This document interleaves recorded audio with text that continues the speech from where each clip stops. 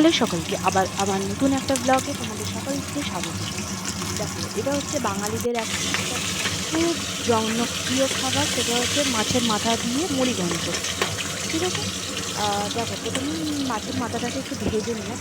ঠিক আছে, ওটা দুটো সাইডে আমি ভালো করে ফ্রাই করে নিলাম। তারপরে ওটাতে যদি তোমরা মনে করো আলু দিবে তাহলে দিতে পারো, আদারওয়াইজ আলুটা স্কিপ করতেও পারো।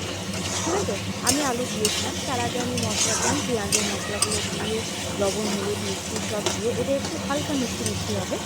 তো সব দিয়ে তারপর আলুটাকে দিয়ে দিয়েছিলাম, দিয়ে আলু থেকে যখন তেলটা ছেড়ে ছেড়ে যাচ্ছিলো তখনই আমি ওর মধ্যে দিয়ে দিলাম গোবিন্দভোগ চাল।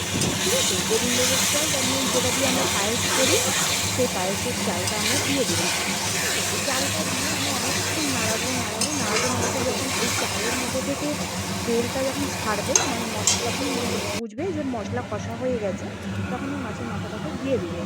অলরেডি মাছের মাথাটা আমি একটু ভেঙে ভেঙে রেখেছি। ঠিক আছে, এবার এর মধ্যে এই মাছের মাথাটা দিয়ে ভালো করে নাড়াবো।